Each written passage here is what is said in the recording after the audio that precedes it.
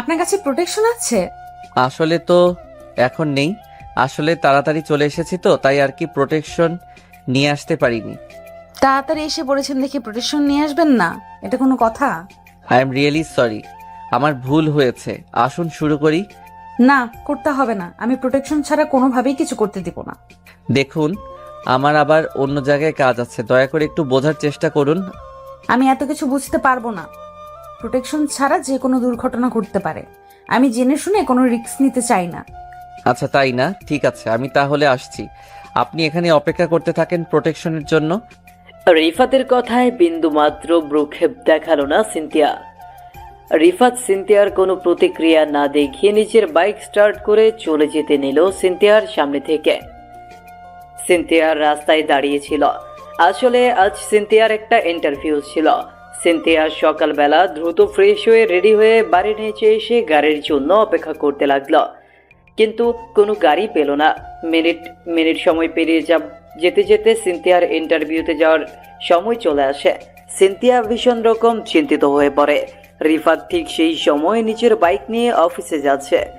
দূর থেকে সিনথিয়াকে চিন্তিত দেখে রিফাত সিনথিয়ার সামনে এসে দাঁড়ায় আর লিফট দিতে চায়, কিন্তু রিফাতের কাছে এক্সট্রা হেলমেট না থাকায় রিফাতের সাথে যেতে সরাসরি না করে দেয় সিনথিয়া। রিফাত সিনথিয়াকে অনেকবার বোঝাতে চেষ্টা করে, কিন্তু সিনথিয়া রিফাতের কোনো কথাই শোনে না। রিফাত সিনথিয়ার দিক থেকে খানিক একটু দূরে চলে যাওয়ার পর আবারও বাইক ঘুরিয়ে সিনথিয়ার দিকে এগিয়ে আসে। রিফাত সিনথিয়ার দিকে এগিয়ে এসে নিজের হেলমেট খুলে সিনথিয়ার হাতে দিয়ে রিফাত সিনথিয়াকে উদ্দেশ্য করে বলে, দেখুন, আপনি বিপদে পড়েছেন দেখে আমি বারবার এসে আপনাকে অনুরোধ করছি, একটু বোঝার চেষ্টা করুন। চলুন আমার সাথে। আমি তো আপনাকে প্রথমেই বলেছি আমি প্রোটেকশন ছাড়া আপনার সাথে যেতে পারবো না। আচ্ছা, প্রোটেকশন চাই আপনার? ওকে ফাইন, এই নিন, আমারটা আপনি পরে নিন। এবার তো যাবেন? রিফাত নিজের হেলমেট খুলে সিনথিয়ার দিকে এগিয়ে দিল। সিনথিয়া সিফাতের হাত থেকে হেলমেট নিয়ে নিজে পড়তে পড়তে রিফাতকে বলল, আচ্ছা, আমি না বুঝতে পারছি না একটা বিষয়। আপনি আমাকে এত জোর করছেন কেন আপনার সাথে যাওয়ার জন্য? কারণ আমি চাইছি না আপনার কোনো বিপদ হোক, তাই আপনাকে এত করে বোঝাচ্ছি। ও, আপনার এমন বোঝানোর কারণে আমি ভয়ে আছি, এই ভেবে যে আপনি আবার কোনো খারাপ লোক না তো। আমি দেখেছি টিভিতে যে এমন করে প্রলোভন দেখিয়ে। শাট আপ, আপনি যেটা ভাবছেন আমি সেটা না। আপনার যেতে হলে চলুন, না হলে আমি আসছি। আরে দাঁড়ান, যাবো তো আমি। আমি তো এমনিতেই একটু ইনকোয়ারি করার জন্য আপনাকে এটা বললাম। চলুন চলুন, হয়ে গেছে আমার। সিনথিয়া রিফাতের বাইকে গিয়ে উঠে বসলো। সিনথিয়ার ডিস্টেন্স বজায় রেখে বসলো রিফাতের পেছনে। রিফাত নির্দিষ্ট গতিতে বাইক ছোটাতে লাগলো। রিফাতের সাথে এই নিয়ে সিনথিয়ার দুবার দেখা হয়েছে। রিফাত এই শহরে নতুন এসেছে, তার আগে রিফাত অন্য একটা শহরে থাকতো। সিনথিয়ার বাড়ি ঠিক পাশেই রিফাতের বাড়ি, সেখান থেকেই অল্প জানা হয়েছে সিনথিয়াকে। সিনথিয়া দেখতে একদম মাশাআল্লাহ। সিনথিয়ার দিক থেকে চোখ ফেরানো দেয়। যেমন রূপবতী, ঠিক তার চেহারাটাও তেমন মায়াবী। এমন মায়াবী চেহারার দিকে তাকালে বুকের মাঝে এক অদ্ভুত শান্তি চলে আসে। এই শান্তিটা ভাষায় প্রকাশ করার মতো নয়। রিফাত সিনথিয়ার কথা ভাবতে ভাবতে সিনথিয়ার অফিসের সামনে চলে আসলো। সিনথিয়া অফিসের সামনে এসে বাইক থেকে নেমে দাঁড়িয়ে রিফাতের দিকে হেলমেট এগিয়ে দিতে দিতে রিফাতকে উদ্দেশ্য করে বলল, শুনুন, আজকের পর থেকে কখনো এমন রিস্ক নিয়ে বাইক চালাবেন না। এতে করে আপনার বিপদ হতে পারে। বিপদ যেন না হয় সেই ব্যবস্থা করব কি? সেটা কেমন? সেটা হলো রোজ আমার সাথে আরো একটা হেলমেট ক্যারি করব কি? রিফাতের কথার বিপরীতে সিনথিয়া নিজের ভ্রু কুঁচকে রিফাতের দিকে দৃষ্টিপাত করে খানিক অদ্ভুতভাবে হাসি দিল। রিফাত সিনথিয়ার ঠোঁটের কোণে এই হাসির রেখা দেখে খানিক অবাক তো হয়েছে, কিন্তু পরক্ষণে রিফাত ভেবেছে যে এটা নর্মাল। সিনথিয়া চলে যাওয়ার পর রিফাতও নিজের অফিসে চলে যায়। রিফাত নিজের অফিসে এসে নিজের কাজে বসে পড়ল। রিফাত কাজে তো ঠিক বসেছে, কিন্তু রিফাতের মনটা পড়ে আছে সিনথিয়ার কাছে। সিনথিয়াকে কেন জানি ভীষণ ভালো লাগে রিফাতের। প্রথম দেখায় রিফাত সিনথিয়ার প্রতি একটু দুর্বল হয়ে পড়ে। রিফাত জানে না তার এই দুর্বলতার মানে কি, তবে এইটুকু রিফাত ঠিক জানে যে যে করেই হোক সিনথিয়ার মনকে তাকে জয় করতেই হবে। রিফাত আপন মনে সিনথিয়ার কথা ভাবছে। এমন সময় রিফাতের কলিগ মিস্টার রাকিব এসে রিফাতের কাঁধের উপর নিজের হাত রেখে রিফাতকে উদ্দেশ্য করে মুচকি হেসে বলে উঠল, কার কথা ভাবছিস রিফাত? আমাদের ভাবি নাকি? রাকিবের কথাটা কানে আসতেই রিফাতের টনক নড়ে। রিফাত খানিক অপ্রস্তুত হয়ে গিয়ে রাকিবের দিকে তাকিয়ে বলে, আরে কি সব বলিস তুই? আমি কার কথা ভাবতে যাব? আমি তো এমনিতেই নিজের কথা ভাবছিলাম। আচ্ছা, নিজের বন্ধুকে মিথ্যা কথা কেন বলিস? তুই কি জানিস না আমি তোর মিথ্যা ধরে ফেলতে পারি? হ্যাঁ, সেটা তো জানি। তুই হয়েছিস দুনিয়ার সব থেকে বড় মন বিশেষজ্ঞ, তাই তো আমার মন পড়ে ফেলেছিস। রিফাত, হেয়ালি না করে বল না কার কথা ভাবছিস। আমি কাউকে কিছু বলবো না, আমাকে বলতে পারিস। দূর শালা, তুইও না। ছাড়, ওসব কাজ করতে দে। ঠিক সময় কাজ সাবমিট না করলে বড় সাহেব আমাদের দুটোর খবর করে দিবে। ঠিক আছে, তুই যখন বলতে চাইছিস না তখন আর কি। রাকিব খানিক হতাশ হয়ে রিফাতের সামনে দিয়ে চলে যায়। রিফাতকে অনেক আগে থেকে জানে রাকিব। রাকিবের ভালো বন্ধু হলো রিফাত। রিফাত যেমন রাকিবের থেকে কোনো কথা লুকায় না, ঠিক তেমনই রাকিব ও রিফাতকে নিজের সব কথা বলে। তাদের দুই বন্ধুর জুটিটা আপন ভাইয়ের মতো। সারাদিনের অফিসের কাজ শেষ করে রাকিব আর রিফাত বিকেলের দিকে অফিস থেকে বেরিয়ে এলো। রিফাত নিজের বাইক স্টার্ট করতেই রাকিব নিজের বাইক নিয়ে এসে রিফাতের পাশে দাঁড়ালো। রিফাত রাকিবের দিকে প্রশ্নসূচক দৃষ্টিতে তাকাতেই রাকিব রিফাতকে উদ্দেশ্য করে বলল, এখন কি তুই বাড়িতে চলে যাবি নাকি একটু আড্ডা দিয়ে তারপর? না রে দোস্ত, আমার একটা ছোট্ট কাজ আছে, সেটা শেষ করে তারপর আমি বাড়ি ফিরবো। আড্ডা দেয়া যাবে না। ও আচ্ছা, কি কাজ? চল, আমিও তোকে সাহায্য করব। আরে না না, আমার সাথে তোকে যেতে হবে না, আমি একাই ঠিক আছি। তুই বাড়িতে চলে যা। ওকে ফাইন, তুই যখন আমার কোম্পানি চাইছিস না তখন আর জোর করে কোনো লাভ হবে না। আসছি, সাবধানে থাকিস। রাকিব নিজের বাইক স্টার্ট করে রিফাতের সামনে দিয়ে চলে যায়। রাকিব রিফাতের সামনে দিয়ে চলে যাওয়ার পর রিফাত আনমনে হেসে ফেলল। রিফাত রাকিবকে খুব ভালো করেই জানে। রাকিব তার কলিজার বন্ধু। রাকিব কখনো রিফাতকে একা ছাড়তে চায় না, আর এক কারণে রিফাতের সাথে রাকিব আসতে চেয়েছে। রাকিব চলে যাওয়ার পর রিফাত নিজের হেলমেট পরে নিয়ে বাইক স্টার্ট করল। রিফাতের উদ্দেশ্য হলো সিনথিয়ার অফিসের সামনে গিয়ে সিনথিয়াকে নিজের সাথে করে নিয়ে আসা। আসলে সিনথিয়াকে নিয়ে একসাথে চলাফেরা করতে কেন যেন এক অদ্ভুত অনুভূতি কাজ করে রিফাতের মনের ভেতর। আর রিফাত বাইক নিয়ে সিনথিয়ার অফিসের সামনে এসে হাজির হতেই অপেক্ষা করতে লাগলো সিনথিয়ার জন্য। হাতে থাকা ঘড়ির দিকে তাকাতেই দেখতে পেল যে সময় হয়ে গেছে সিনথিয়ার চলে আসার। কিন্তু সিনথিয়া এখনো আসছে না কেন? মিনিট খানেক সময় অপেক্ষা করতেই রিফাত চমকে উঠল ভীষণ। রিফাত কত আশা নিয়ে অপেক্ষা করেছে এতক্ষণ, সেসব কিছু ধুম করে বদলে গেল। রিফাত দেখতে পেল সিনথিয়া অন্য একজনের গাড়িতে গিয়ে উঠে বসেছে। রিফাত অফিসের গেটের সামনে দাঁড়িয়ে নীরব দর্শকের ন্যায় তাকিয়ে আছে সিনথিয়ার দিকে। সিনথিয়ার তো বোঝা উচিত ছিল যে রিফাত আসবে, কিন্তু সে তো নিজের ইচ্ছায় অন্য কারোর সাথে। রিফাতের মনটা খারাপ হয়ে গেল। রিফাত অনেকটা আশা করে এসেছিল এখানে, কিন্তু এখানে আসার পর যা সে দেখেছে সেটার পর রিফাতের মন খারাপ হবে সেটাই স্বাভাবিক। রিফাত মন খারাপ করে নিজের বাইক স্টার্ট করে বেরিয়ে পড়ল বাড়ির উদ্দেশ্যে। বাড়িতে এসে রাতের খাবার খেলো না রিফাত। মনের ভেতরে এমনিতেই সিনথিয়ার ভাবনা কাজ করছে, সেখানে রিফাত কি করে শান্ত থেকে খাবার খেতে পারে? রিফাত না খেয়ে ঘুমিয়ে পড়ল। সকালবেলা ফ্রেশ হয়ে বাইক নিয়ে অফিসে যাওয়ার পর রিফাতের বাইকের সামনে আচমকা সিনথিয়া এসে দাঁড়ালো। সিনথিয়া নিজের হাত সামনের দিকে বাড়িয়ে দিতেই রিফাত বাইক স্লো করল। রিফাত বাইক থামাতেই সিনথিয়া হেসে হেসে রিফাতকে উদ্দেশ্য করে বলল, ও মিস্টার, আজ দেখি প্রচন্ড সিরিয়াস হয়ে আছেন। তা কি নিয়ে এত সিরিয়াস জানতে পারি কি আমি? আমি কি নিয়ে সিরিয়াস থাকবো? সব সময় লোকের সাথে হাসি মুখে কথা বলি দেখে সবাই মনে করে আমি কমেডি করি। আসলে আমিও মানুষ, আমারও কষ্ট আছে, সেটা লোকেরা বুঝতে চায় না। হোমা, সে কি কথা? আজ আপনার গলার সুর এমন হয়ে গেছে কেন? কারণ কি বলুন তো একটু। আরে ম্যাম, কি ঘটনা হবে? তেমন কিছু না, ছাড়ুন আমার কথা। ওকে, ছেড়ে দিলাম। আমার জন্য হেলমেট নিয়ে এসেছেন? না, আমার বাইকে করে যাবেন নাকি? যাব নাকি মানে? আমি তো আপনাকে বললাম যে রোজ আমার জন্য একটা এক্সট্রা হেলমেট নিয়ে বের হতে। না গেলে কি বলতাম নাকি? সরি, গতকাল সন্ধ্যায় তো অন্য কারো গাড়িতে গিয়েছিলেন, তাই আর কি। আমি ভেবেছি আজকেও হয়তো। রিফাত সম্পূর্ণ কথাটা বলে শেষ করার পূর্বেই সিনথিয়ার মুখটা কুঁচকে উঠল। সিনথিয়ার মুখটা এমন করে কুঁচকে উঠতেই রিফাত একটু অবাক হলো। আচমকা সিনথিয়া নিজের মুখটা এমন করলো কেন সেটা রিফাত বুঝতে পারছে না। রিফাত সিনথিয়ার দিক থেকে নিজের মুখ নামিয়ে নিল। সিনথিয়ার দিক থেকে রিফাত নিজের মুখ সরিয়ে নিয়ে আপন মনে ভাবতে লাগলো। ওকে নিয়ে সিরিয়াস হওয়ার মতো কিছু নেই। তাছাড়া আমার কেন যেন মনে হচ্ছে সিনথিয়া আমাকে নয় বরং অন্য কাউকে পছন্দ করে। আর যদি সত্যি তাই হয় তবে সিনথিয়াকে নিয়ে এত কিছু চিন্তা করাটা বন্ধ করতে হবে আমায়। রিফাত আপন মনে কথাগুলো ভাবতেই সিনথিয়া রিফাতকে উদ্দেশ্য করে বলে উঠল, আচ্ছা সরি, চলুন তবে। মানে এমন প্রোটেকশন ছাড়া যাবেন? কেন নয়?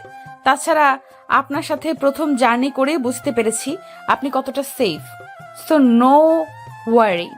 আচ্ছা ঠিক আছে। রিফাত সিনথিয়াকে নিয়ে অফিসের পরে চলতে শুরু করলো। পথিমধ্যে সিনথিয়া রিফাতকে বলল যে অফিসের পথে না যেতে বরং একটা পার্কে চলতে। রিফাত সিনথিয়ার এমন কথা শোনার পর ভীষণ রকম চমকে গেল। সিনথিয়া আসলে তাকে পার্কে নিয়ে যেতে চাইছে কেন সেটাই রিফাত বুঝতে পারল না। রিফাত নিজের প্রশ্ন নিজের মনের মাঝে রেখে বাইক ছোটাতে লাগলো। বাইক নিয়ে রিফাত একটা পার্কের সামনে আসতেই সিনথিয়া বাইক থেকে নেমে পড়ল। সিনথিয়া বাইক থেকে নেমে পড়ে রিফাতকে উদ্দেশ্য করে শান্ত গলায় বলল, কি হলো, বসে আছেন কেন? নেমে আসুন। আচ্ছা আমি না বুঝতে পারছি না যে আমরা অফিস টাইমে এখানে কেন আসলাম। সব কিছু বুঝিয়ে বলবো, কিন্তু তার আগে আমার সাথে চলুন একটু। কিন্তু কোথায়? আরে কি করছেন কি আপনি? আমার কথাটা তো শুনবেন। সিনথিয়ার রিফাতের একটাও কথা শুনল না। সিনথিয়া রিফাতের হাত ধরে রিফাতকে টানতে টানতে নিয়ে চলে যায় পার্কের পাশে একটা ছোট্ট দিঘি আছে সেখানে। দিঘির কাছে গিয়ে সিনথিয়া বসে পড়ল। রিফাত সিনথিয়ার পাশেই ঠাই দাঁড়িয়ে আছে। রিফাত সিনথিয়ার এমন কাজের আগা মাথা কিছুই বুঝতে পারছে না। সিনথিয়া দিঘির পানির দিকে তাকিয়ে রিফাতকে উদ্দেশ্য করে বলতে লাগলো, আচ্ছা, আমাদের চোখের সামনে যা দেখি আসলে কি সেটাই সত্যি হয়, নাকি এর আড়ালেও কিছু থাকে?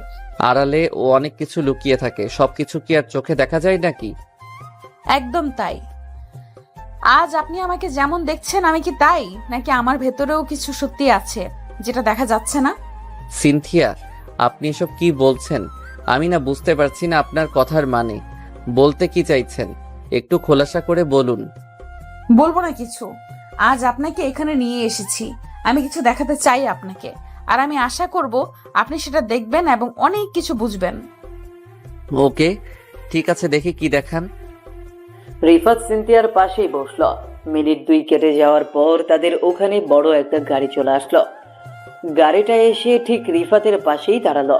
রিফাত বড় গাড়িটা দেখে বসা থেকে উঠে দাঁড়ালো। গাড়ির দিকে তীক্ষ্ণ দৃষ্টি রাখতেই রিফাত দেখতে পেল একজন লোক বেরিয়ে এলো। লোকটাকে দেখে মনে হচ্ছে অনেক ধনী। রিফাত লোকটির দিকে তাকিয়ে আছে। লোকটি একবার রিফাতের দিকে তাকিয়ে একটা তাচ্ছিল্যপূর্ণ হাসির রেখা নিজের ঠোঁটের উপর এঁকে নিয়ে সিনথিয়ার সামনে এসে দাঁড়ালো। সিনথিয়ার সামনে এসে দাঁড়িয়ে লোকটি সিনথিয়াকে উদ্দেশ্য করে ভীষণ শক্ত গলায় বলতে লাগলো, সিনথিয়া, ডিভোর্স দিয়েছি তারপরও আমার এখানে এসেছিস কেন? আমি এখানে এসেছি এমনিতেই, কোনো বিশেষ কারণে নয়। দেখ সিনথিয়া, তোকে আমি এই শেষবারের মতো একটা কথা বলে দিচ্ছি, আমার লাইফে তোর কোনো অস্তিত্ব নেই। তোর মতো একটা ছোট লোকের সাথে কথা বলতে আমার ইগোতে লাগছে। It's okay. তাছাড়া আমি আপনার কথাই কিছুই মনে করছি না। আমার কাছে আপনার এইসব কথাবার্তা বেশ পুরনো, আমার অভ্যেস আছে। উফ, তাই নাকি? জানিস, আজ তোকে দেখার পর আমার ইচ্ছা করছে যেটা আগে করতে পারিনি কখনো, সেটা আজকে তোকে জোর করে করি। তখনও জোর করে করতে পারতেন, কিন্তু করতে দেইনি। আজও ঠিক তাই হবে। মরে যাব তবু আপনার মতো অমানুষের সাথে। সম্পূর্ণ কথাটা বলার আগেই তাসরিফ অনেকটা রেগে যায় আর ধুম করে সিনথিয়ার মুখটা চেপে ধরে। তাসরিফের চোখ জোড়া রক্তবর্ণ ধারণ করে। তাসরিফ সিনথিয়ার মুখ চেপে ধরতেই রিফাত ধুম করে তাসরিফের হাত ধরে ফেলল।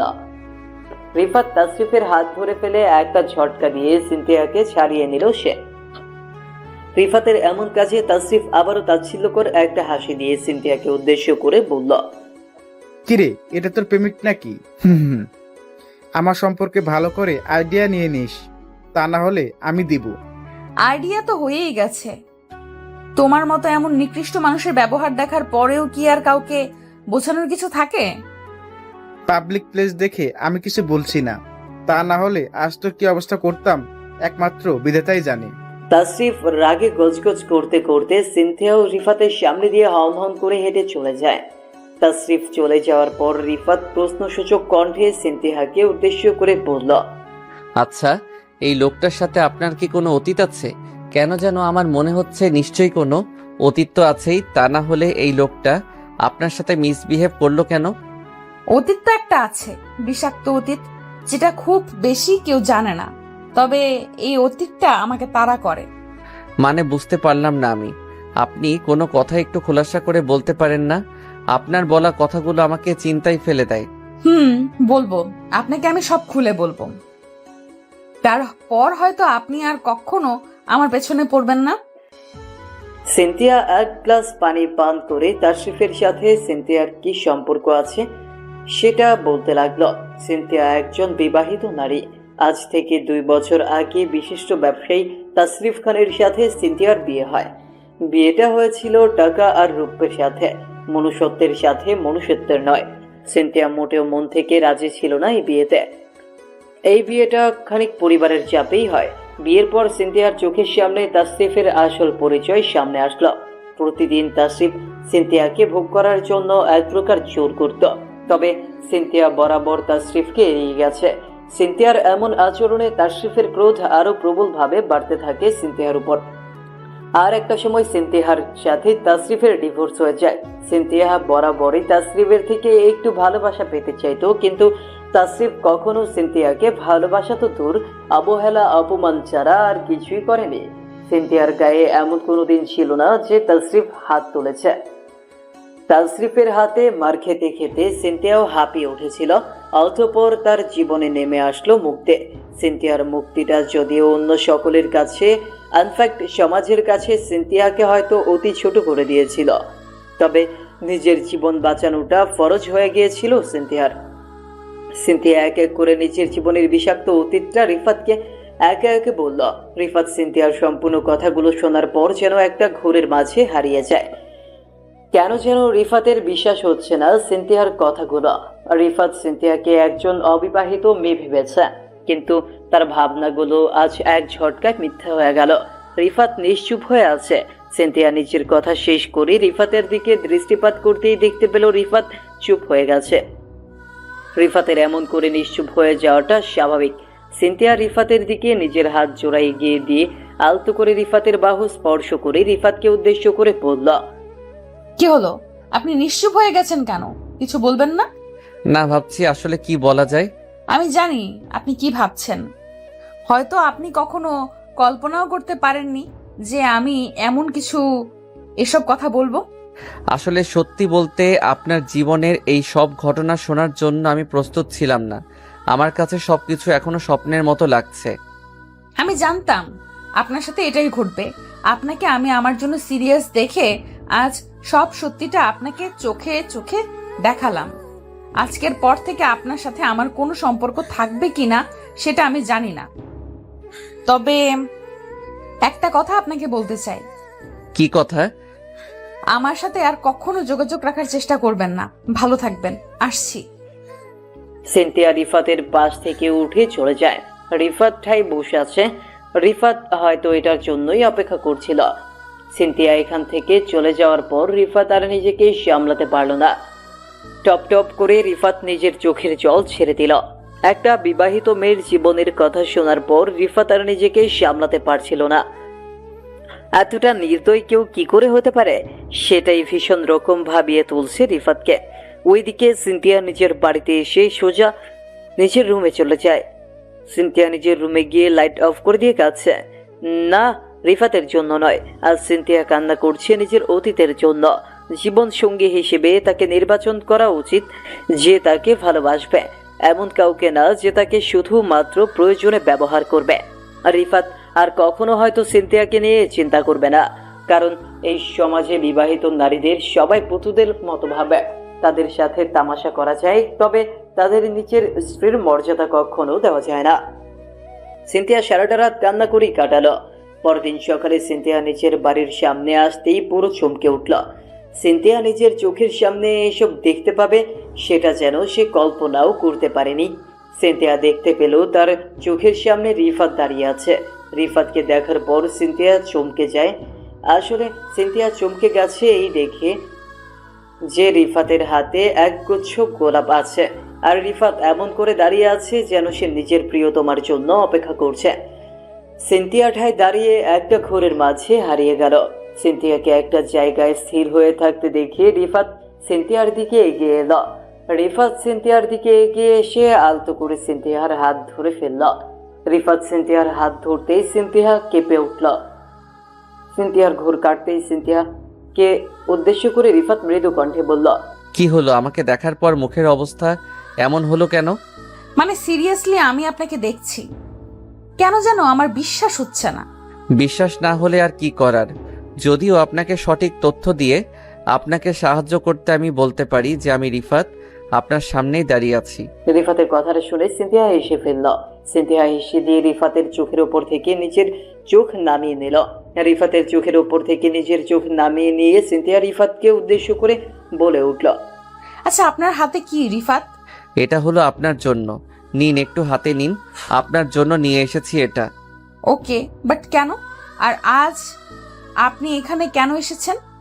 গতকালের কথাটা কি ভুলে গেছেন? না, আমি কিছুই ভুলে যাই না।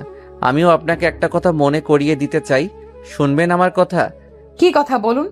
ভালোবাসার মাঝে কখনো অতীত থাকে না। ভুল মানুষের সাথে সময় না কাটালে আপনি কখনো সঠিক মানুষ চিনতে পারবেন না। আমি আপনার অতীতকে নয়, আপনাকে পছন্দ করি। রিফাতের এই কথাটা যেন সিনথিয়ার ভীষণ অদ্ভুত লাগলো। সিনথিয়া কল্পনাও করেনি যে রিফাত এমন কথা তাকে বলবে। একজন বিবাহিত মেয়ের সব অতীত জানার পরেও তাকে কেউ পছন্দ করতে পারে কি করে? রিফাত একটা হ্যান্ডসাম ছেলে, চলাফেরা থেকে শুরু করে রিফাতের সব কিছুই স্মার্ট। এমন একজন সিনথিয়ার মতো কাউকে কি করে পছন্দ করতে পারে? সবকিছুই সিনথিয়ার কাছে কল্পনা কল্পনা লাগছে। সিনথিয়া নীরব হয়ে যেতেই রিফাত সিনথিয়াকে উদ্দেশ্য করে একটু শান্ত গলায় বলল, অতীত নিয়ে যদি পড়ে থাকেন তবে কখনো জীবনের সামনের দিকে এগোতে পারবেন না। জীবনে এগোতে হলে সামনের দিক নিয়ে ভাবতে হবে, অতীত নিয়ে নয়। সেটা তো ঠিক, তবে কিছু কিছু জিনিস হয় মন থেকে মুছে দেওয়ার চেষ্টা করলেও কেন যেন মন থেকে মুছে ফেলা যায় না। চেষ্টা করলেই সব হয়, আপনি চেষ্টা করুন, সব সম্ভব। ওকে, ঠিক আছে, চেষ্টা করব। এখন চলুন অফিসে যাই। রিফাত সিনথিয়াকে নিয়ে বাইক স্টার্ট করলো। আজ সিনথিয়া প্রতিদিনের ন্যায় রিফাতের পেছনেই বসে আছে ঠিক, তবে আজকের বিষয়টা অন্য দিনের মতো নয়। আজ সিনথিয়া রিফাতের দিকে একটু এগিয়ে এসে রিফাতের কোমর জড়িয়ে ধরেছে। এই প্রথম সিনথিয়া রিফাতকে জড়িয়ে ধরেছে। সিনথিয়া রিফাতকে জড়িয়ে ধরতেই রিফাতের সারা শরীর শিউরে উঠল। রিফাত কল্পনাও করেনি যে সিনথিয়া তাকে এমন করে জড়িয়ে ধরতে পারে। সিনথিয়া রিফাতকে জড়িয়ে ধরে আছে। রিফাত বাইক চালাচ্ছে আর আপন মনে ভাবছে যে সিনথিয়া আসলে করতে চাইছে কি, কেনই বা সিনথিয়া তাকে জড়িয়ে ধরেছে। সিনথিয়া কি তবে রিফাতকে পছন্দ করে, নাকি এটা পছন্দ করার থেকেও বেশি কিছু? রিফাত কিছুই বুঝতে পারছে না। রিফাত বাইক নিয়ে সিনথিয়াকে তার অফিসে ড্রপ করে দিয়ে নিজের অফিসে চলে আসলো। সিনথিয়া অফিসের সামনে এসে বাইক পার করে সোজা নিজের ডেস্কে গিয়ে বসে। রিফাতের মন মেজাজ আজ একটু অদ্ভুত রকম খুশিতে আছে। মনের ভিতর ভীষণ খুশি কাজ করছে আজ। রিফাত নিজের ডেস্কে গিয়ে বসতেই রাকিব এসে রিফাতকে উদ্দেশ্য করে কৌতূহলী কণ্ঠে বলে উঠল, কিরে মামা, তোর মনটা আজ এত ফুরফুরে কেন? বিষয় কি? আরে তেমন কিছু না, ওই আর কি, এমনিতেই। এই শালা, তুই নিজের কোনো কথাই আমাকে বলিস না কেন? আমরা তো বন্ধু, আমাকে সব তো বলতে পারিস। আরে ভাই, তেমন কোনো সিরিয়াস বিষয় না। তাছাড়া আমি কোনো সিরিয়াস বিষয় কি আজ অবধি তোর থেকে লুকিয়ে গেছি কখনো? না, তবে নর্মাল কিছু তো, প্লিজ বল না একটু। রাকিব এক প্রকার জোর করতে লাগলো রিফাতকে। রিফাত যদিও বারবার করে রাকিবকে বারণ করে যাচ্ছে যাতে করে রাকিব তাকে জোর না করে, কিন্তু কে শোনে কার কথা? রিফাত এক পর্যায়ে আর না বলে থাকতে পারলো না। খানিক বাধ্য হয়ে রিফাত রাকিবকে বাধ্য হয়ে সিনথিয়ার বিষয়ে সব বলল। রাকিব রিফাতের মুখ থেকে সিনথিয়ার বিষয়ে সব কিছু শোনার পর পুরো থমকে যায়। যে রিফাত কোনো মেয়ের সাথে কথা অবধি কখনো বলেনি, সেই রিফাত কিনা মনে মনে একটা মেয়েকে পছন্দ করে।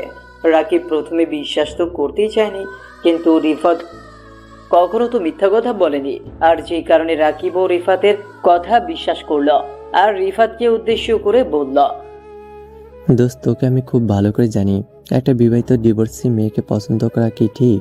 ওই কী সব বলছিস? এখানে ওর কি দোষ? মেয়েটা ভালোবাসা চেয়েছে শুধু। এখন ওর প্রাক্তন স্বামী যদি ওকে ঠকায়, ব্যবহার করে, তখন ওর কি কোনো দোষ থাকে? ওকে, ঠিক আছে, আমি না হয় সব বুঝলাম। কি আমার কথা হচ্ছে যে তোর পরিবার কি এটা মানবে? সেটা আমি জানি না, তবে না মেনে নিলে আর কি করার। আমি তাকে ভালোবাসি, এটাই আসল কথা। রাকিব রিফাতকে অনেক কিছু বোঝাতে চেষ্টা করলো, তবে রিফাত কোনো কথাই শুনতে চাইল না। তাছাড়া শুনবেই বা কেন? রিফাত এখন সিনথিয়ার নামে একটু বাজে কথা শুনতে পারে না। রিফাত নিজের অজান্তেই সিনথিয়াকে ভালোবাসে। ভালোবাসার মাঝে কখনো কোনো খারাপ থাকতেই পারে না। যদিও সিনথিয়া কখনো বলেনি যে সে রিফাতকে ভালোবাসে, তবে কাউকে ভালো না বেশে এড়িয়ে যাওয়ার থেকে ভালোবেসে প্রতারিত হওয়াও অনেক ভালো। এতে করে আর যাই হোক, মানুষ চেনা যায়। অফিস শেষ করে রিফাত সিনথিয়ার অফিসের সামনে যেতেই সিনথিয়ার দৌড়ে ছুটে চলে আসে রিফাতের কাছে। সিনথিয়া রিফাতের কাছে এসে দাঁড়িয়ে খুশিতে গদগদ হয়ে গিয়ে রিফাতকে উদ্দেশ্য করে পড়ে, এখন এসেছেন আপনি? জানেন, আমি আপনাকে কলও করেছি, কিন্তু আপনি কোনো জবাব দেননি। বলেন কি, সত্যি আমাকে কল করেছেন আপনি? তো কি আমি মিথ্যা বলছি? আপনি আপনার ফোনটা চেক করে দেখুন, আমার কথা বিশ্বাস না করলে। তার প্রয়োজন হবে না, আমি আপনাকে বিশ্বাস করি। আচ্ছা, কেন কল করেছেন? আসলে আজ আমাদের অফিসের বসের মেয়ের বার্থডে, সো আমাদের এখন ওখানে যেতে হবে। কিন্তু কেন? তাছাড়া আপনি যেতে পারেন, আমি কেন যাব? কারণ আপনাকে আমি যেতে বলেছি তাই যাবেন। এখন কথা না বাড়িয়ে চলুন তো মশাই, বড্ড বেশি কথা বলেন আপনি। সিনথিয়া খানিক ঝাড়ি দিতেই রিফাত চুপসে গেল। রিফাত চুপসে গিয়ে সিনথিয়াকে গাড়িতে তুলে সোজা বাইক ছুটিয়ে চলতে লাগলো সিনথিয়ার বসের বাড়ির দিকে। বসের বাড়ির পাশেই একটা ক্লাব আছে, সেখানেই পার্টি দেওয়া হয়েছে। রিফাত ও সিনথিয়া পার্টিতে আসতেই অবাক হয়ে গেল।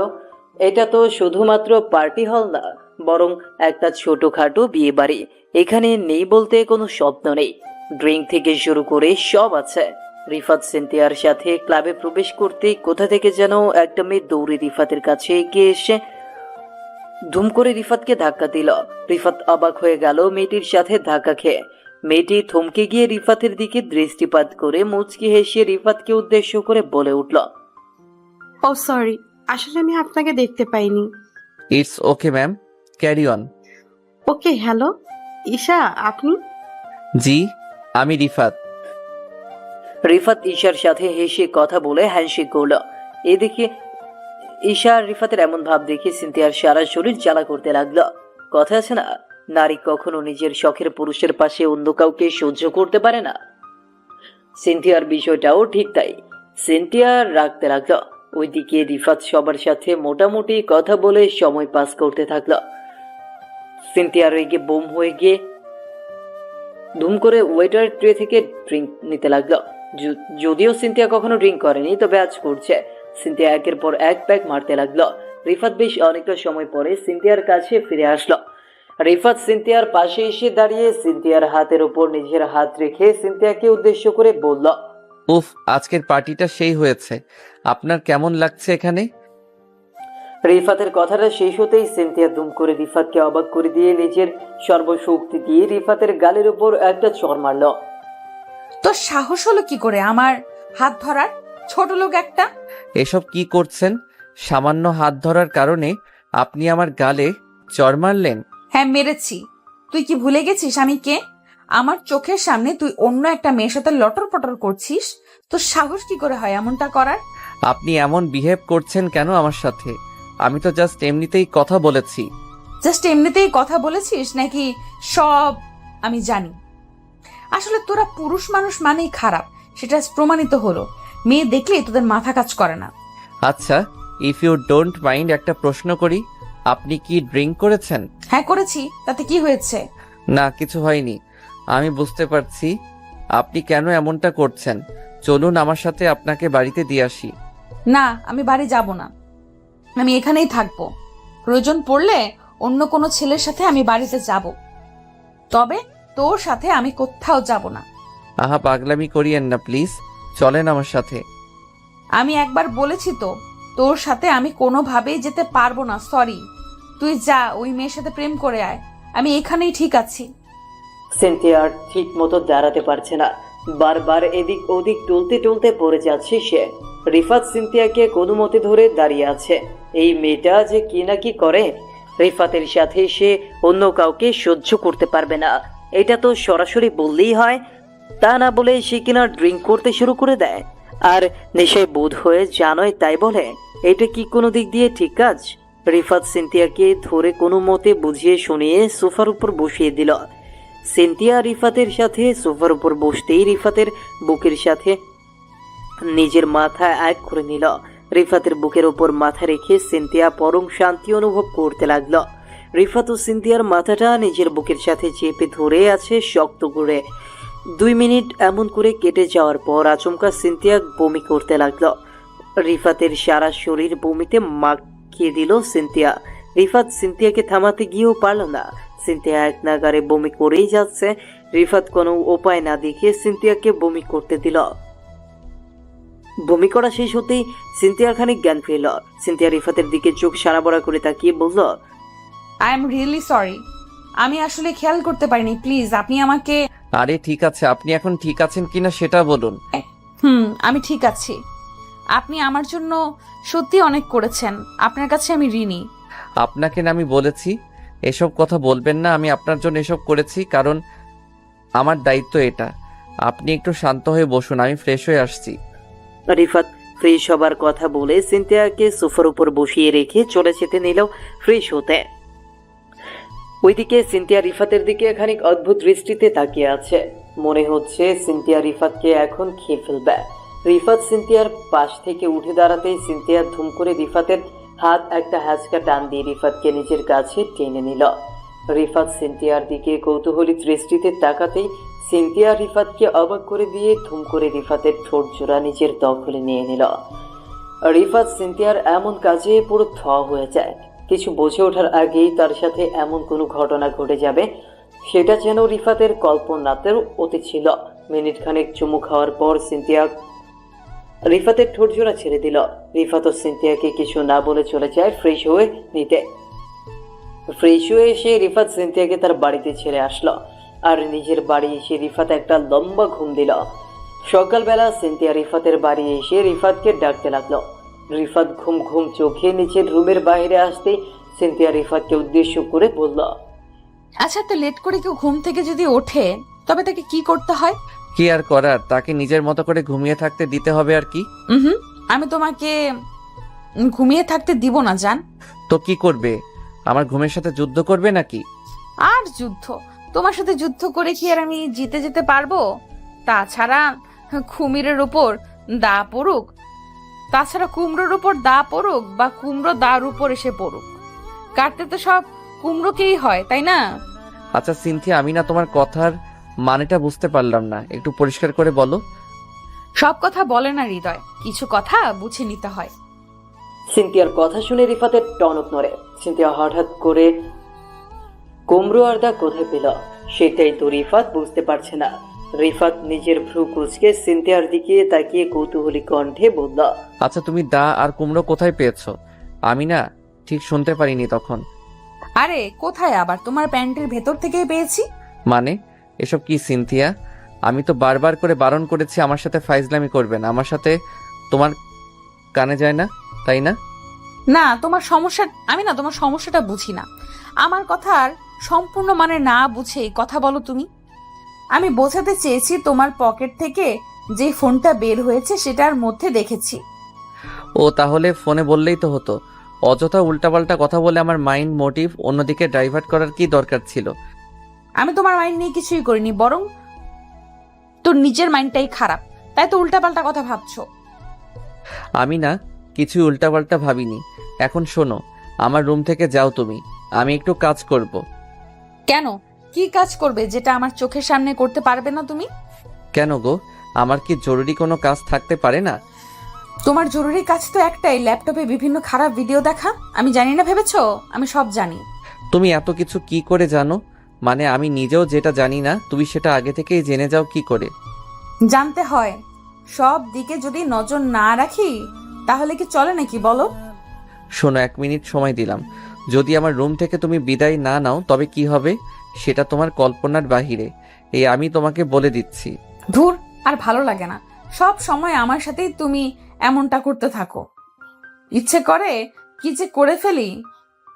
আর আসবো না কখনো তোমার রুমে। আসছি যত সব। সিনথিয়া খানিক অভিমান ও রাগ করে রিফাতের রুম থেকে বেরিয়ে চলে যায়। রিফাতের রুম থেকে সিনথিয়া চলে যাওয়ার পর রিফাত মুচকে একটা হাসি দিল। রিফাতের কাছে সকল কিছু ভীষণ অদ্ভুত লাগছে। রিফাত কিছুতেই বুঝতে পারছে না যে সিনথিয়া এতটা ফ্রি হলো কি করে। সিনথিয়া রিফাতের সাথে এমন করে কথা বলছে যেন সিনথিয়া এখন তাদের ঘরের লোক হয়ে গেছে। তাছাড়া কাছের মানুষ ছাড়া কি কেউ এমন করে কথা বলে? রিফাত সিনথিয়ার কথা ভেবে মুচকি হাসির রেখা নিজের ঠোঁটের ওপর এঁকে নিতেই রিফাতের ফোনে একটা কল চলে আসলো। রিফাত নিজের ফোনটা হাতে নিতেই একটু অবাক হয়ে গেল। একটা অপরিচিত নাম্বার থেকে রিফাতের ফোনে কল এসেছে। রিফাত কলটা পিক করতে ফোনের ওপাশ থেকে রিফাতকে উদ্দেশ্য করে একটা মেয়েলি কণ্ঠস্বর ভেসে আসে। রিফাতকে উদ্দেশ্য করে মেয়েটি বলল, হ্যালো মিস্টার রিফাত, আমি ঈশা। ঈশা মানে? ও হ্যাঁ, মনে পড়েছে সেই পার্টির। একদমই তাই। কি খবর আপনার? আমাকে মনে রেখেছেন নাকি ভুলে গেছেন? আরে মিস, কি সব বলছেন? আপনাকে আমি বলতে পারি? আমার মনে ঠিক আপনি আছেন। যাক, ভালো লাগলে এই দেখে যে আপনি আমাকে মনে তো রেখেছেন। কিছু মানুষ তো ভুলে যায়। আরে তেমন ব্যাপার না। তা আমাকে হঠাৎ করে কি জন্য মনে পড়লো? কেন, মনে পড়াটা কি উচিত হয়নি? না তেমন না, মনে করাটা উচিত। তবে কি ব্যাপারে সেটা জানতে চাইছি। এই একটু কথা বলার জন্য। তা আজ বিকেলে কি ফ্রি আছেন? মানে দেখা করা যাবে কি? ফ্রি মানে? রিফাত সম্পূর্ণ কথাটা বলে শেষ করার আগেই রিফাতের পেছন থেকে সিনথিয়া এসে রিফাতকে উদ্দেশ্য করে বলে উঠল, কি ব্যাপার?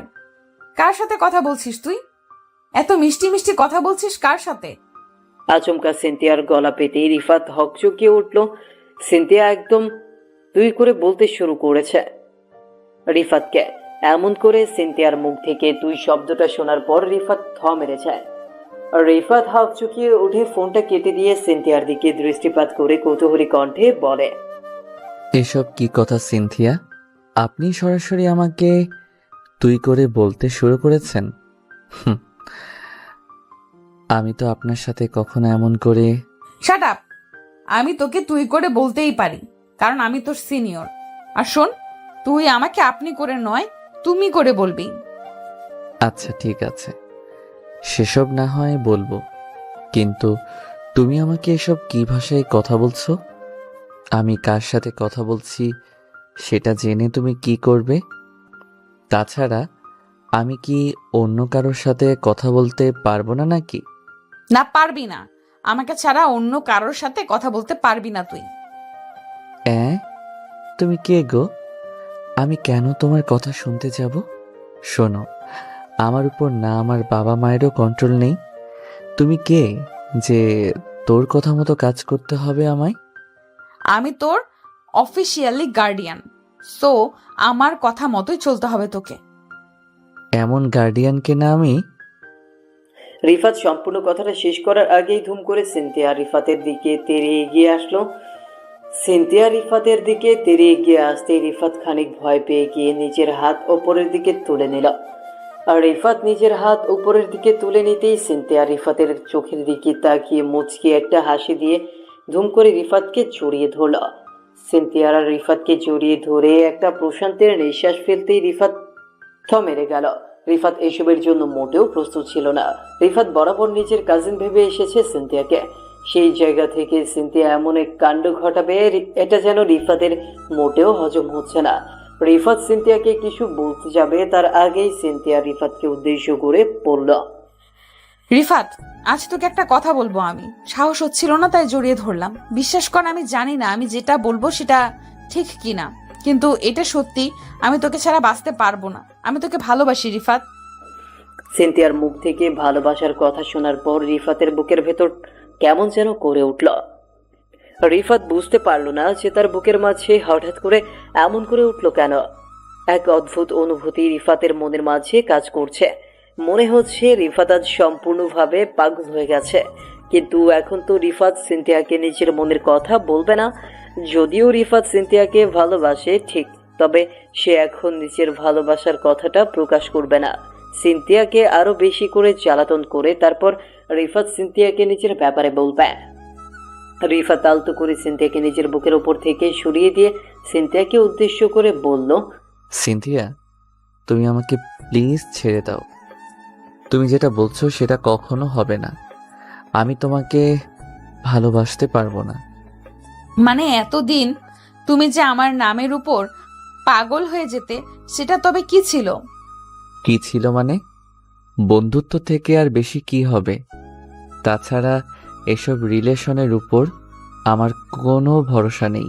রিফাতের মুখ থেকে এমন কথা শুনতে হবে এটা যেন সিনথিয়া মোটেও প্রত্যাশা করেনি। সিনথিয়া চমকে গিয়ে ছলো ছলো চোখে রিফাতের দিকে দৃষ্টিপাত করল। সিনথিয়া ভাবছে যে রিফাত তার সাথে হয়তো মজা করছে, তা না হলে কখনো রিফাত সিনথিয়ার সাথে এমন করে কথা বলতো না। সিনথিয়া রিফাতের শার্টের কলার চেপে ধরে রিফাতকে উদ্দেশ্য করে কাঁপা কাঁপা গলায় বলল, এই রিফাত, সত্যি করে বলো না যে তুমি আমাকে ভালোবাসো। আমি তোমার সব কিছু, প্লিজ আমার সাথে মজা করো না। আরে, আমি তোমার সাথে মজা করতে যাব কেন? আমার কি আর কোনো কাজকর্ম নেই নাকি? আমি সত্যিই বলছি, আমি তোমাকে ভালোবাসি না। আচ্ছা ঠিক আছে, আমাকে ভালোবাসতে হবে না, তুমি আমাকে বিয়ে করো, একটু একটু করে ভালোবাসা হয়ে যাবে। হোয়াট? এখানে কি ফাজলামি হচ্ছে? মানে আমি যাকে ভালোবাসি না তাকে আমি বিয়ে করব? রিফাতের এবারের বলা কথাগুলো সিনথিয়ার বুকের ভেতরে বিধে যেতে লাগলো। সিনথিয়া নিজের চোখের জলকে সামলাতে পারছে না, প্রচন্ড কান্না পাচ্ছে তার। সিনথিয়া আসলেই বোকা। একটা বিবাহিত ডিভোর্সি মেয়েকে কি কেউ কখনো বিয়ে করতে পারে? তাও আবার রিফাতের মতো একটা ছেলে যে হাত বাড়িয়ে দিলে কয়েক হাজার সিনথিয়া চলে আসবে। সে রিফাত কিনা এমন একটা মেয়েকে বিয়ে করবে? সিনথিয়া আপন মনে এইসব চিন্তা করতেই কয়েক ফোঁটা লোনা জল সিনথিয়ার চোখের পাতা বেয়ে নিচে গড়িয়ে পড়ল। সিনথিয়া কান্না ভেজা কণ্ঠে রিফাতকে উদ্দেশ্য করে বলল, সরি, আমি আসলে একটু বেশি চিন্তা করে ফেলেছিলাম, আমাকে ক্ষমা করে দিও রিফাত। সত্যি আমি তোমার যোগ্য না। সেটাই তো আমি তখন থেকে বলছি, আমি তোমার যোগ্য না। তোমার মতো একটা মানুষকে নিজের জীবনে এমনি এমনি পাওয়া যায় না, অনেক কিছু করার পর পেতে হয়। ক্ষমা করে দিও আমায়, আর কখনো তোমার সামনে আমি অধিকার দেখাতে আসবো না। ভালো থেকো। সিনথিয়া কান্না করতে করতে রিফাতের রুম থেকে বেরিয়ে যেতে লাগলো। সিনথিয়ার চোখের কোণে লোনা জল দেখার পর রিফাতের হয়তো খারাপ লাগছে মনে, তবে একটা দিক দিয়ে বড্ড হাসি পাচ্ছে। রিফাত সিনথিয়াকে একবারও বলেনি যে তাকে তার প্রয়োজন নেই বা তাকে সে চায় না। রিফাত বলেছে সিনথিয়া যোগ্য সে নয়, ওইদিকে সিনথিয়া শুনেছে যে রিফাতের যোগ্য সে নয়। রিফাত সিনথিয়ার রুম থেকে বেরিয়ে যেতে নিতেই রিফাত ধুম করে সিনথিয়ার হাত ধরে ফেলল। আর রিফাত হাত ধরে ফেলতেই সিনথিয়া থমকে দাঁড়ালো। সিনথিয়া থমকে দাঁড়াতেই রিফাত সিনথিয়াকে উদ্দেশ্য করে বলল, পাগলি, নিজের জীবনের থেকেও বেশি ভালোবাসি তোমায়। সারা দিন পাগলের মতো তোমার পেছনে কি আমি এমনিতেই পড়ে থাকি নাকি? তাহলে তখন বললে কেন যে আমাকে তুমি ভালোবাসো না? কারণ আমি দেখতে চেয়েছি আমার জান পাখিটা আমায় কতটা লাভ করে। ওকে বজ্জাত, তাই আজ তো তোমার অবস্থা আমি শেষ করে দিব। সিনথিয়া কথাটা বলতেই রিফাতের বুকের ওপর কিল ঘুষি মারতে লাগলো। রিফাত সিনথিয়ার এমন কিল ঘুষি খেয়ে ভীষণ শব্দ করে হাসতে লাগলো। অতঃপর আর কি, রিফাত আর সিনথিয়ার মাঝে থাকা ভুল ভাবনাটা মিথ্যা হয়ে গেল, আর রিফাত সিনথিয়া তাদের ভালোবাসায় এক হয়ে গেল। রিফাত সিনথিয়াকে নিজের আপন করে নিতে সেই দিনই সিনথিয়াকে বিয়ে করে নেয়। ভালোবাসা সর্বদা পূর্ণতা পেতে চায়। যদিও রিফাতের বাবা মা সহ বাড়ির কেউই বিয়েটা হোক সেটা চায়নি, তবে রিফাত সকলের ভাবনাটা ভুল প্রমাণ করে দিয়ে সিনথিয়াকে আপন করে নেয়। এই দুষ্টু, তুমি তো ঠিক মতো জোর দিয়ে কোনো কিছুই করতে পারো না। কোথায়? আমি তো সবসময় জোর দিয়েই করি চান। কোথায় দাও? সব সময় তো আমাকে অতৃপ্তই রাখো। ও মা, সে কি কথা? ঠিক আছে, এখন থেকে তোমাকে একদম পারফেক্টভাবে তৃপ্ত করব। ইস, ঢং। প্রতিবার এই এক কথাই বলো তুমি, দিন শেষে তোমার জোর কমে যায়। শুধু তো আমার জোর কমে যায়, তোমার কমে না, তাই না? আমার জোর লাগবে কেন? আসল খেলা তো তোমার, আমার কি কাজ? পুরুষ হয়েছি বলে এখন সবকিছু আমাকেই সামলাতে হবে। তুমি যেন মেয়ে হয়ে কিছুই পারবে না। না, পারবো না। ভালো কিছু হলে সেটার ক্রেডিট আমার, আর খারাপ হলে সেটার ক্রেডিট তোমার, বুঝলে? বুঝেছি। এই সাধারণ কথা বিয়ের পরে বুঝবো না তা কি করে হয়? এই তো ভালো ছেলে। ভালো স্বামীরা কখনো তর্ক করে না, বুঝলে? বুঝেছি। এবার আমাকে একটু নিজের জোর দেখাতে দাও, আমিও দেখি কতটা জোর দিয়ে খেলা করতে পারি। রিফাত দুষ্টু একটা হাসি রেখা নিজের ঠোঁটের ওপর এঁকে নিয়ে কথাটা বলল। রিফাতের ঠোঁটের ওপর দুষ্টু হাসির রেখাটা দেখে সিনথিয়া খানিক অবাক হলো। ব্যালকনিতে চাঁদের আলোর নিচে দুজন পাশাপাশি বসে গল্প করছিল এতক্ষণ। কথায় কথায় সিনথিয়া রিফাতকে দুষ্টুমি করে নানা ধরনের কথা বলতে থাকলো। সিনথিয়া কিন্তু রিফাত সেই কথার অন্য মানে বের করে কথা বলতে শুরু করে দেয়। সিনথিয়া রিফাতের চোখের দিকে তাকিয়ে খানিক ঝাড়ি দিয়ে বলে উঠল, এই ফাজিল, কিসের মধ্যে কি বলছো? আমি তোমাকে জোর দিয়ে অন্য কাজ করার কথা বলেছি, ওসব না। হোয়াট? তুমি অন্য সব কাজের কথা বলেছ, আর আমি তো... হয়েছে, বুঝতে পেরেছি। তোমার মাইন্ডটাই এমন। আমি কি সেটা জানি না নাকি? এই পাগলি, আমার মাইন্ড নিয়ে কথা বলো না। তুমি এমন করে বলো তো, তাই আমি ওটা ভেবেছি। আমি কিছু বললেই তো তোমার কাছে সেটা আদর রিলেটেড হয়ে যায়। আমি সত্যি আর পারি না তোমাকে নিয়ে। সিনথিয়া রিফাতের উপর খানিক রেগে গিয়ে রিফাতকে ঝাড়ি মেরে কথাগুলো বলে। সিনথিয়ার প্রতিটা কথার মাঝে রিফাত ডাবল মিনিং খোঁজে। রিফাতের এসব করা আচরণগুলো নিয়ে প্রায় রোজ রিফাত আর সিনথিয়ার মাঝে ঝগড়া চলে, তবে সেটা রোমান্টিক ঝগড়া। সিনথিয়া আজও রিফাতের উপর অভিমান করেছে। সিনথিয়া অভিমান করে ব্যালকনি থেকে উঠে ড্রেসিং টেবিলের সামনে এসে বসে নিজের চুল ঠিক করতে লাগলো। রিফাত সিনথিয়াকে এমন করে রেগে যেতে দেখে ভাবলো সিনথিয়ার রাগ ভাঙাতে হবে এখন। সিনথিয়া বেশি রেগে গেলে সিনথিয়ার রাগ ভাঙানো অসম্ভব হয়ে পড়বে। রিফাতও ব্যালকনি থেকে সোজা চলে আসে সিনথিয়ার কাছে। রিফাত সিনথিয়ার কাছে এসে সিনথিয়ার পেছনে দাঁড়ায়। সিনথিয়া আয়নাতে রিফাতকে দেখে ভ্রু কুঁচকে বলে উঠল, কি হয়েছে? এখন আবার এখানে আসছো কেন? কেন আবার? আমার বউ যেখানে যাবে আমিও তো সেখানেই যাব, তাই না? একদম না। আমি তোমার পাশ থেকে উঠেছি তোমার সাথে প্রেম করার জন্য নয়, বরং তোমার থেকে দূরে থাকার জন্য। আমার থেকে দূরে কি সত্যি থাকতে পারবে তুমি? কেন পারবে না? তোমার থেকে দূরে থাকা অনেক সহজ, বুঝলে? আচ্ছা, তাই নাকি? দেখি কত সহজ আমার থেকে দূরে থাকা। রিফাত নিজের বলা কথাটা শেষ করতেই সিনথিয়াকে পেছন থেকে আলতো করে জড়িয়ে ধরল।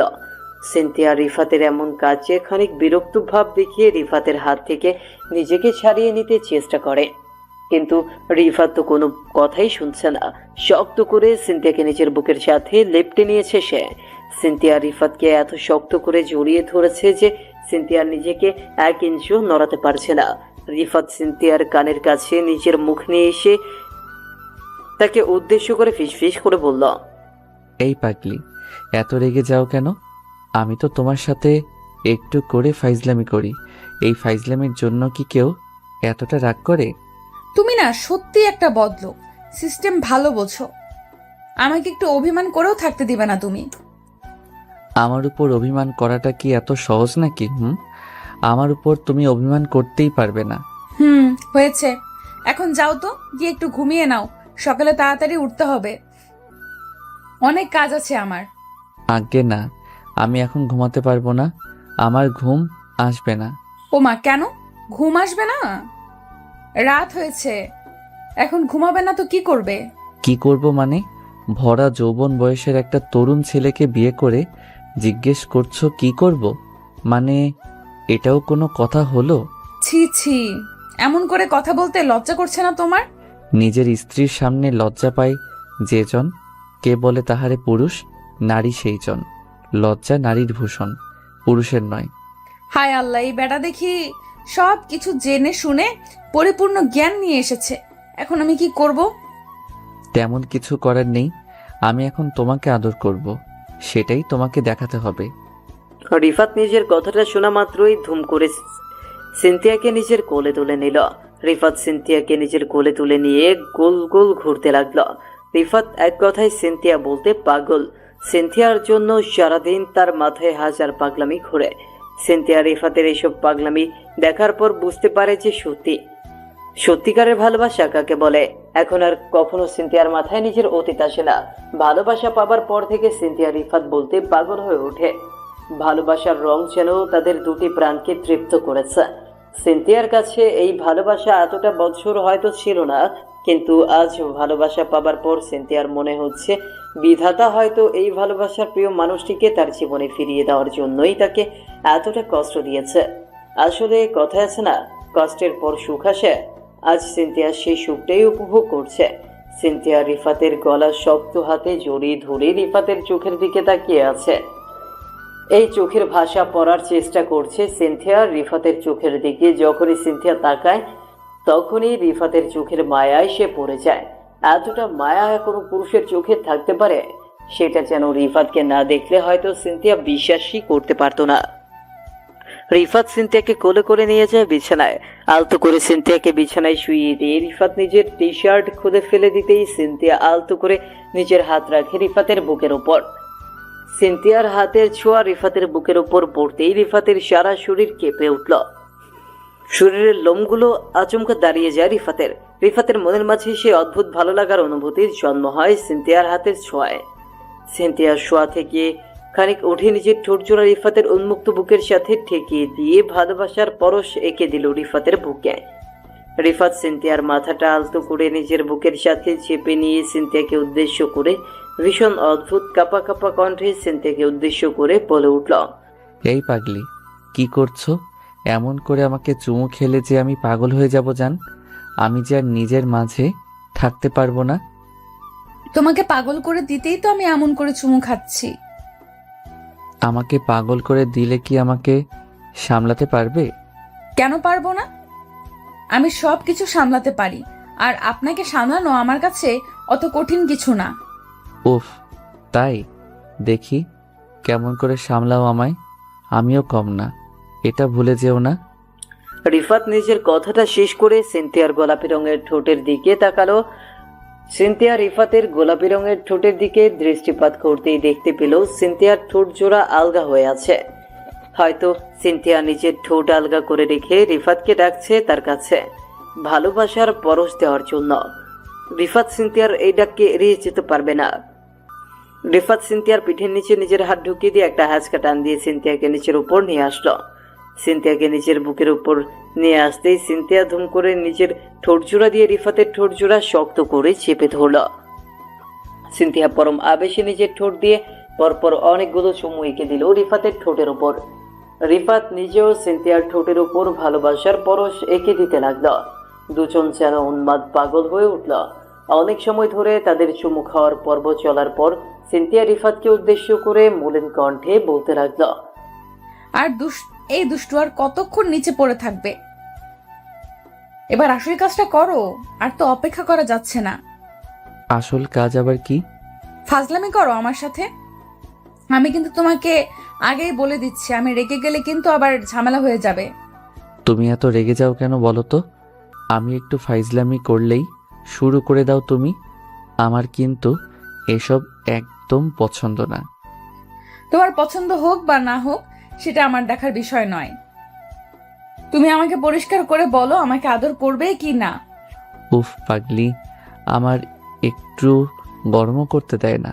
করছি আদর। শুধু আদর করলেই হবে না, আমাকে ভালোবাসা দিয়ে সারা দিন রাত ওই বুকে থাকতে দিতে হবে। ইস, এত পারবো না। তাছাড়া আমি কখনো আমার বুকের মাঝে সারা দিন রাত ধরে কাউকে রাখি না। ও মা, কেন? আমি কি অন্য কাউকে তোমার বুকের মাঝে রাখতে বলেছি নাকি? আমি বলেছি আমাকে নিজের বুকের মাঝে রাখবে। আমিও তো সেটাই বলছি। অন্য কাউকে রাখতে আমার অসুবিধা নেই, তবে তোমাকে রাখতে একটু অসুবিধা আছে। তাই না? এই কথাটা বলতে পারলে তুমি? জি, পারলাম। কেন পারবো না বলুন? আমি পুরুষ মানুষ, আমি সব কিছু বলতে পারি। ঠিক আছে, আজকের পর থেকে আমার সাথে আর একটাও কথা বলবে না তুমি। তোমার সাথে আমার সারা জীবনের জন্য আড়ি। সিনথিয়া কথাটা শেষ করতেই নিজের গাল ফুলিয়ে নিল। সিনথিয়ার গাল ফুলানোটা দেখার পর রিফাত আর নিজের হাসি চাপিয়ে রাখতে পারল না। একদম ছোট্ট বাচ্চার মতো লাগছে সিনথিয়াকে। সিনথিয়াকে আলতো করে জড়িয়ে ধরে রিফাত সিনথিয়ার কপালে ভালোবাসার পরশ এঁকে দিতেই সিনথিয়ার অভিমানটা ভেঙে গেল। রিফাত সিনথিয়াকে উদ্দেশ্য করে মলিন কণ্ঠে বলল, এই পাগলি, আমার বুকের মাঝে শুধুমাত্র তোমার ঠাঁই হবে। তুমি ছাড়া আর কেউ কখনো আমার বুকের মাঝে জায়গা পাবে না জান। সত্যি যদি তাই হয় তবে বললে কেন যে অন্য কাউকে রাখবে তোমার বুকে? ওসব তো আমি মজা করে বলেছি, সত্যি তো হলো অন্য কিছু। আমাকে যদি তুমি কখনো এড়িয়ে যাও বা তোমার ওই বুকে আমি ব্যতীত অন্য কেউ কখনো জায়গা পায়, তবে সেই দিনটাই আমার জীবনের শেষ দিন হবে। সিনথিয়া কথাটা বলতেই রিফাতকে শক্ত করে জড়িয়ে ধরল। ভালোবাসা সত্যিই অদ্ভুত হয়। কখন ভালোবাসা তার প্রিয়জনকে নিজের কাছে টেনে নিবে সেটা বলা মুশকিল। সিনথিয়ার এত বড় একটা অতীত থাকার পরেও রিফাত কখনো সেসব চিন্তা করেনি। রিফাত শুধুমাত্র সিনথিয়ার থেকে এটাই প্রত্যাশা করেছিল, আর সেটা হলো ভালোবাসা। সিনথিয়া নিজের জীবন সঙ্গী হিসেবে রিফাতের মতো কাউকে পেয়ে নিজেকে ধন্য মনে করতে লাগলো। সত্যি রিফাতের মতো আর কেউ হয় না। রিফাত যেমন পাগলের মতো ভালোবাসতে পারে, ঠিক তেমন সারাটা জীবন বুকের মাঝে আগলে রাখতেও সে শেখে। রিফাত সিনথিয়াকে সারা রাত ধরে আদর করলো। সকালবেলা সিনথিয়ার ঘুম ভেঙে যেতেই সিনথিয়া দেখতে পেল রিফাত তাকে শক্ত করে নিজের বুকের সাথে লেপ্টে জড়িয়ে ধরে আছে। রিফাতকে এমন করে জড়িয়ে ধরতে দেখে সিনথিয়া রিফাতের বুকের উপর নিজের ঠোঁটজোড়া আলতো করে ছুঁয়ে দিয়ে রিফাতকে উদ্দেশ্য করে মৃদু কণ্ঠে বলল, এই ফাজিল দুষ্টু জামাই আমার, সকাল হয়ে গেছে, এবার আমাকে একটু উঠতে দাও। সরি, আমি একবার ধরলে ছাড়ার নাম কখনো মুখে নেই না। ওরে বজ্জাত, জেগেই আছো দেখছি। জি, আমি জেগে আছি, তবে ঘুম থেকে উঠতে চাইছি না। এটা কি কথা? বাড়ির কত কাজ পড়ে আছে জানো? তাছাড়া সারা রাত আদর খাওয়ার পর ফ্রেশও হতে দাওনি, এখন তো ফ্রেশ হতে দাও। না, দিব না। আমার বউকে আমি সারা দিন ধরে আদর করব, ইচ্ছে হলে মাথায় তুলে রাখবো, তাতে কার কি? উফ ফাজিল, কারোর কিচ্ছু না, তোমার যা ইচ্ছা হয় করতেই পারো, কিন্তু আমারও তো কিছু কাজ থাকতে পারে, বলো। ওকে ফাইন, কাজ করবে ঠিক আছে, করে নাও, তবে কাজ করার আগে আমাকে আমার পাওনাটা বুঝিয়ে দাও। তোমার পাওনা মানে? আমি ঠিক বুঝতে পারলাম না। না বোঝার কি আছে শুনি। আমার পাওনা বলতে আমার এখন মিষ্টি চাই, আমাকে মিষ্টি দাও, আমি ছেড়ে দিচ্ছি। না ছাড়লে আমি মিষ্টি নিয়ে আসবো কোথা থেকে?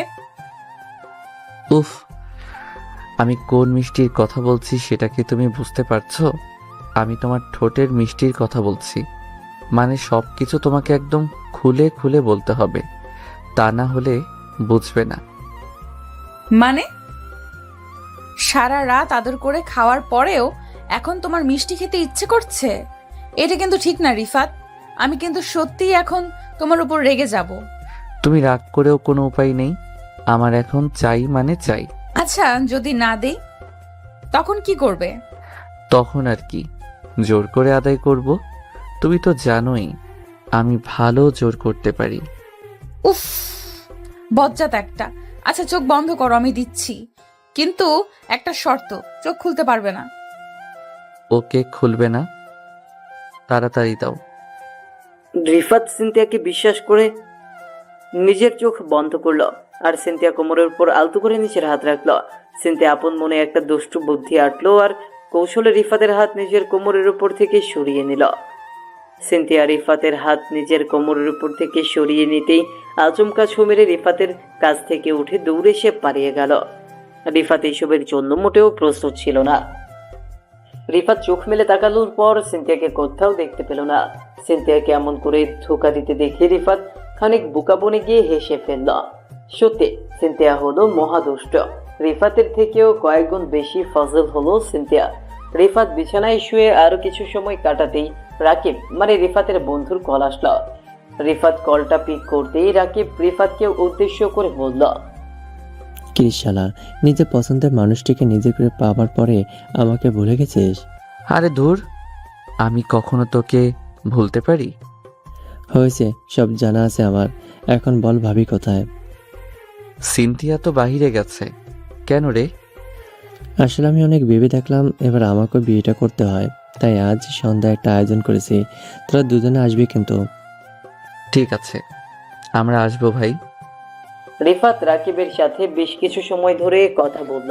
অতঃপর সন্ধ্যায় রাকিবের বিয়ের কথা পাকা করতে সিনথিয়া ও রিফাত চলে যায়।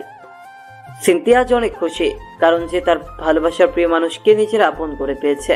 রিফাত আর সিনথিয়ার বিয়ের পর তাসরিফ মানে সিনথিয়ার প্রাক্তন স্বামীর সাথে রিফাতের দেখা হয়। সিনথিয়াকে এত খুশি দেখে ওর তো অবস্থা দেখার মতো হয়েছিল।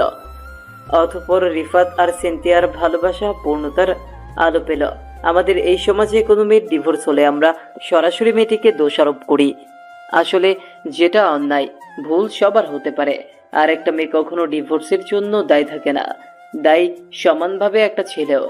তাই এককভাবে কখনো কোনো কিছুর জন্য একজনকে দায়ী করা থেকে বিরত থাকতে হবে, তবেই সমাজটা ঠিক হবে।